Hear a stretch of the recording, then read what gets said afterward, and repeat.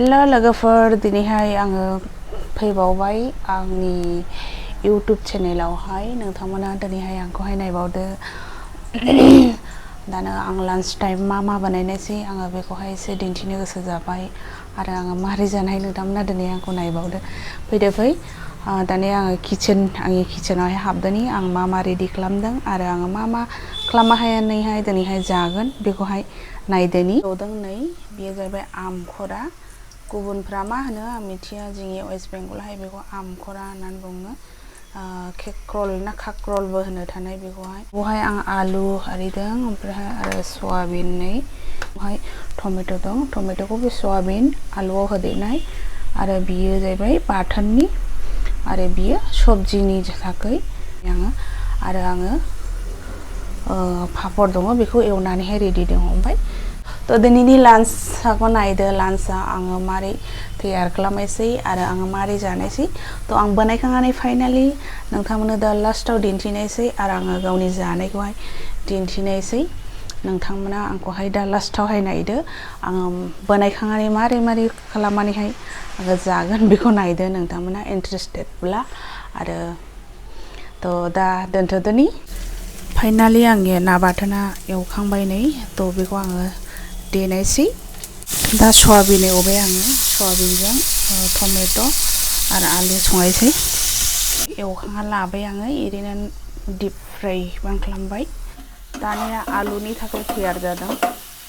आलुजों सयाबिनजों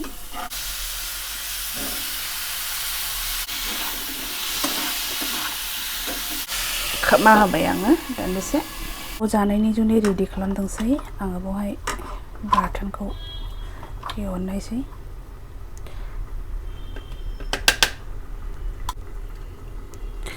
बाथोना मोजाङै गिलियाखै रेडि खालामबाय आं तो फुरा रेडि खालामखांनानै आं दा नोंथांमोननो दिन्थिनायसै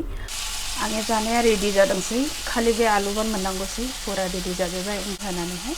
होनोसै आरो बे टमेट'खौ होनोसै होमब्लाना आंनि जानाया सुरु जानोसै फाइनाली आंनि संनाया रेडि जाबाय दानिया आरो खोथानायसै मा मोख्रै जाबाय पापर मोननै आरो बियो ना पियाज फानलु होनानै बाथोन खालामदों आरो बियो मा होनोलाय बेखौहाय आमखरा काक्रल केक्रल होनो ओमफ्राय बे जाबाय सयाबिन आलु टमेट' थाइसे आरो बे सादा ओंखाम आरो बे फ्राइड राइस एवनायनि टमेट'जों आरो दै तो स्टार्ट खालामनायसै जानायसै आङो फार्स्टआव बे ओंखामखौ जाग्रोनायसै एसे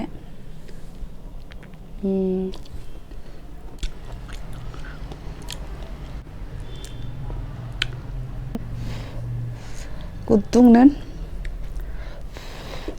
12 बाजिनि ओंखाम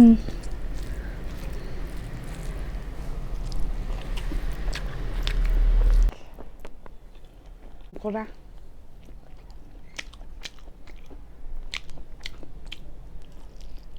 डीप फ्राय खालामनायनि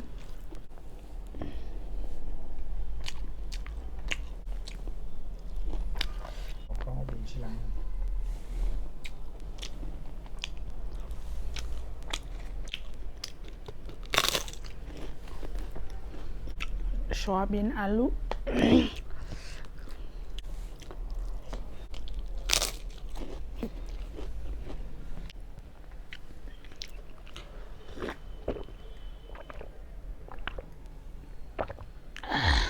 फाइनाली आङो जाखांजोब्बाय नै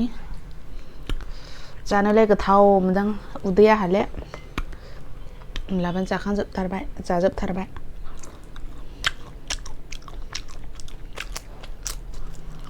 आङो जाखांनानै रेस्ट खालामबाय आरो रेस्ट खालामनानै नै दा आपेल लाबोदों 1 केजि आरो बेवहाय नै थालिर दङ तो दाथ' जानो हानाय नंला आङो दासो ओंखाम जाखांदों माला ओंखाम जाखांनायनि गोख्रै जोङो फिथाइखौ जाथावा